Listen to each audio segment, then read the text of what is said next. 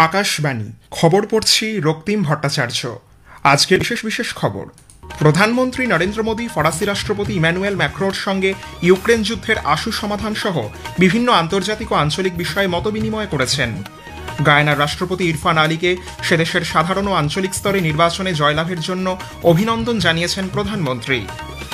নতুন চালু হওয়া জিএসটি হার কৃষিক্ষেত্রের উপর উল্লেখযোগ্য প্রভাব ফেলবে বলে জানিয়েছেন কেন্দ্রীয় কৃষি ও গ্রামোন্নয়ন মন্ত্রী শিবরাজ সিং চৌহান। দীর্ঘ প্রতীক্ষা এবং আইনি জট কাটিয়ে পশ্চিমবঙ্গে আজ স্কুল সার্ভিস কমিশনের শিক্ষক নিয়োগের পরীক্ষা শুরু হতে চলেছে। অপারেশন সিন্দুর ভারতের দ্রুত, সিদ্ধান্তমূলক এবং নির্ভুল আক্রমণের ক্ষমতা প্রদর্শন করেছে বলে জানিয়েছেন দেশের chief of air staff air chief marshal Amrit Singh. বিহারের রাজগীরে আজ পুরুষদের এশিয়া কাপ হকির ফাইনালে ভারত দক্ষিণ কোরিয়ার মুখোমুখি হবে। মার্কিন ওপেন টেনিসে মহিলাদের সিঙ্গলসে গতবারের চ্যাম্পিয়ন বিশ্বের প্রথম আরিয়ানা সাবালেঙ্কা খেতাব জয় করেছেন। আসছি বিস্তারিত খবরে। প্রধানমন্ত্রী নরেন্দ্র মোদী গতকাল ফরাসি রাষ্ট্রপতি ইম্যানুয়েল ম্যাক্রোর সঙ্গে টেলিফোনে ইউক্রেন যুদ্ধের আশু সমাধান সহ বিভিন্ন আন্তর্জাতিক এবং আঞ্চলিক বিষয়ে মতবিনিময় করেছেন। সংঘাতের শান্তিপূর্ণ সমাধানের লক্ষ্যে দ্রুত স্থিতিশীলতা ফিরিয়ে আনতে ভারতের ধারাবাহিক সাহায্যের কথা শ্রী মোদী পুনর্ব্যক্ত করেন। দুই নেতাই বিভিন্ন ক্ষেত্রে দ্বিপাক্ষিক সহযোগিতার অগ্রগতি পর্যালোচনা করেন। এক সোশ্যাল মিডিয়া পোস্টে শ্রী মোদী বলেছেন, ভারত ফ্রান্স কৌশলগত অংশীদারিত্ব আন্তর্জাতিক শান্তি ও স্থিতিশীলতা রক্ষায় গুরুত্বপূর্ণ ভূমিকা পালন করে চলবে। আগামী বছর ফেব্রুয়ারিতে ভারতে আয়োজিত কৃত্রিম বুদ্ধিমত্তা সংক্রান্ত শীর্ষ সম্মেলন এআই ইম্প্যাক্ট সামিটে আসার আমন্ত্রণ গ্রহণের জন্য প্রধানমন্ত্রী ফরাসি রাষ্ট্রপতিকে ধন্যবাদ জানিয়েছেন। সম্প্রতি প্রধানমন্ত্রী মোদী ইউরোপীয় কাউন্সিলের প্রেসিডেন্ট অ্যান্টোনিও কোস্টা এবং ইউরোপীয় কমিশনের প্রেসিডেন্ট উর্সুলা ভন ডার লিয়েনের সঙ্গে কথা বলেছেন। তারা উভয়ই ভারত ও ইউরোপীয় ইউনিয়নের মধ্যে বৈদেশিক বাণিজ্য চুক্তি দ্রুত রূপায়ণের ব্যাপারে তাদের প্রতিশ্রুতির কথা পুনর্ব্যক্ত করেছেন। পারস্পরিক স্বার্থ সংশ্লিষ্ট বিভিন্ন বিষয় ছাড়াও ইউক্রেন সংঘর্ষের আশু সমাধানের লক্ষ্যেও তাদের মধ্যে কথা হয়েছে। প্রধানমন্ত্রী নরেন্দ্র মোদী গায়ানার রাষ্ট্রপতি ইরফান আলীকে সেদেশের সাধারণ ও আঞ্চলিক স্তরে নির্বাচনে অসাধারণ জয়লাভের জন্য অভিনন্দন জানিয়েছেন। একটি সোশ্যাল মিডিয়া পোস্টে প্রধানমন্ত্রী বলেছেন, তিনি ভারত গায়ানার কৌশলগত অংশীদারিত্বকে আরও মজবুত করার জন্য অধীর আগ্রহে অপেক্ষা করছেন। দুটি দেশের দ্বিপাক্ষিক সম্পর্ক ঐতিহাসিক এবং মানুষে মানুষে সম্পর্কের উপর ভিত্তি করে তৈরি। প্রধানমন্ত্রীর বার্তার প্রতিক্রিয়া গায়ানার রাষ্ট্রপতি ইরফান আলী প্রধানমন্ত্রী মোদী ভারত সরকার এবং ভারতের জনগণের সঙ্গে কাজ চালিয়ে যাওয়ার জন্য আগ্রহ প্রকাশ করেছেন, যাতে দুদেশের মধ্যে আরও শক্তিশালী এবং সৌহার্দ্যপূর্ণ সম্পর্ক গড়ে তোলা যায়। কেন্দ্রীয় কৃষি ও গ্রামোন্নয়ন মন্ত্রী শিবরাজ সিং চৌহান বলেছেন, নতুন চালু হওয়া জিএসটি হার কৃষিক্ষেত্রের উপর উল্লেখযোগ্য প্রভাব ফেলবে। মধ্যপ্রদেশের ভোপালে এক সাংবাদিক সম্মেলনে গতকাল মন্ত্রী বলেন, এই পরিবর্তনগুলি বিশেষ করে ক্ষুদ্র ও মাঝারি কৃষকদের জন্য উপকারী হবে।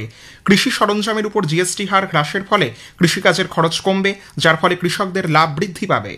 हमारा संकल्प है खेती में उत्पादन की लागत घटाना और उत्पादन बढ़ाना। उत्पादन बढ़ेगा और लागत घटेगी तो किसान का खेती में प्रॉफिट बढ़ेगा। और जीएसटी में जो सुधार किए गए हैं उनको अगर देखेंगे तो उनका बड़ा लाभ देश के किसानों को मिलने वाला है। শ্রী চৌহান উল্লেখ করেছেন, জৈব কীটনাশক এবং মাইক্রোনিউট্রিয়েন্টের উপর জিএসটি হ্রাস করা হয়েছে, যা কেবল কৃষকদেরই লাভবান করবে না, বরং রাসায়নিক সারের পরিবর্তে জৈব সার ব্যবহারে উৎসাহিত করবে। দুগ্ধ ক্ষেত্রে দুধ এবং পনিরের উপর জিএসটি অপসারণ কেবল উপভোক্তাদেরই লাভবান করবে না, বরং কৃষক, পশুপালক এবং দুগ্ধ উৎপাদনকারীদেরও স্বস্তি দেবে। প্রধানমন্ত্রী নরেন্দ্র মোদীর নেতৃত্বে এনডিএ সরকারের জনগণের জীবনযাত্রার উন্নয়নের প্রচেষ্টার প্রশংসা করেছেন। শ্রী চৌহান আরও উল্লেখ করেন, পশুপালন, মৌমাছি পালন, মাছ চাষ, কৃষি বনায়ন এবং হাঁস মুরগি পালন প্রভৃতি ক্ষেত্রেও জিএসটি ছাড়ের ফলে ব্যাপকভাবে উপকৃত হবে। মন্ত্রী গ্রামীণ মহিলাদের উপর, বিশেষ করে হস্তশিল্প, চামড়াজাত পণ্য এবং দুগ্ধজাত পণ্য ক্ষেত্রে কর্মরত স্বনির্ভর গোষ্ঠীর মহিলাদের উপর নতুন কর পরিকাঠামোর ইতিবাচক প্রভাবের কথাও তুলে ধরেন।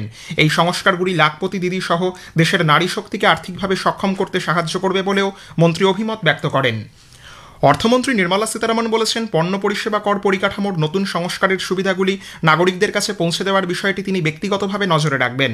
একটি সংবাদ মাধ্যমের সঙ্গে সাক্ষাৎকারে অর্থমন্ত্রী বলেছেন, সারা দেশের মানুষ জিএসটি সংস্কারকে স্বাগত জানিয়েছে। জনগণ যদি এর সুবিধা সঠিকভাবে না পান তাহলে তাদের রিপোর্ট করারও আহ্বান জানিয়েছেন। তিনি আরও বলেন, বেশ কয়েকটি শিল্প প্রতিষ্ঠান ইতোমধ্যে এই সুবিধাগুলি পৌঁছে দেওয়ার প্রতিশ্রুতি দিয়েছে। অর্থমন্ত্রী বলেন, নতুন জিএসটি ব্যবস্থার ফলে নাগরিকরা আরও বেশি পরিমাণে জিনিস কিনতে পারবেন এবং মূলধনী ব্যয়ের উপর কোনো প্রভাব পড়বে না। তথ্য সম্প্রচার মন্ত্রী অশ্বিনী বৈষ্ণব বলেছেন, প্রধানমন্ত্রী নরেন্দ্র মোদী পরবর্তী প্রজন্মের জিএসটি সংস্কারের মাধ্যমে দেশবাসীকে মূল্যবান উপহার দিয়েছেন।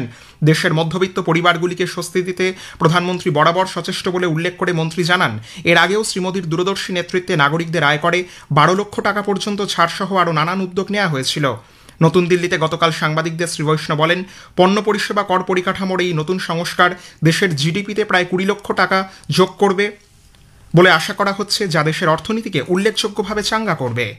जीएसटी के रिफॉर्म से देश के आर्थिक उन्नति में भी बहुत बड़ा एक लाभ मिलेगा। अगर हम प्योर इकोनॉमिक्स के पॉइंट ऑफ व्यू से बात करें, हमारी देश की जीडीपी है करीब 330 लाख करोड़ की अभी। इसमें से करीब 202 लाख करोड़ हमारा कंजम्पशन है। 202 लाख करोड़ जो कंजम्पशन है, ये अगर जीएसटी के इस छूट के बाद में अगर 10% भी बढ़ता है तो 20 लाख करोड़ की एक्स्ट्रा जीडीपी देश में आती है। প্রধানমন্ত্রী নরেন্দ্র মোদী খুব শীঘ্রই বন্যা বিধ্বস্ত একাধিক রাজ্য সফর করে পরিস্থিতি পর্যালোচনা করবেন। জম্মু কাশ্মীর, পাঞ্জাব এবং হিমাচল প্রদেশে একটানা বৃষ্টি, ভূমিধস এবং হড়পাবানে ব্যাপক ক্ষয়ক্ষতি হয়েছে। এদিকে পাঞ্জাবে বন্যা পরিস্থিতি এখন নিয়ন্ত্রণে। গত দুদিনে নতুন করে কোনো ক্ষয়ক্ষতির খবর পাওয়া যায়নি। পাঞ্জাবে উদ্ভূত বন্যা পরিস্থিতির প্রেক্ষিতে দিল্লি সরকার পাঞ্জাবের মুখ্যমন্ত্রীর ত্রাণ তহবিলে 5 কোটি টাকা অনুদানের ঘোষণা করেছে।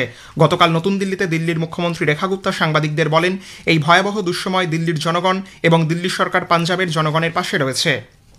উত্তরাখণ্ডের উত্তরকাশী জেলায় প্রবল বর্ষণের দরুন জনজীবন বিপর্যস্ত। নওগাঁও ঝর্ণার জল ও কাদামাটি নেমে আসায় ভেসে গেছে বাজার ও বেশ কিছু বাড়িঘর। জলের তোরে রাস্তায় দাঁড়িয়ে থাকা বেশ কয়েকটি গাড়ির ক্ষতি হয়েছে। মুখ্যমন্ত্রী পুষ্কর সিং ধামি জেলা প্রশাসনকে যুদ্ধকালীন তৎপরতায় ত্রাণ ও উদ্ধার কাজ চালানোর নির্দেশ দিয়েছেন। নর্দার্ন রেলওয়ে আগামী সোমবার থেকে 5 দিনের জন্য শ্রীমাতা বৈষ্ণোদেবী কাটরা এবং সাঙ্গলদান স্টেশনের মধ্যে 2টি যাত্রীবাহী লোকাল ট্রেন পরিষেবা চালাবে।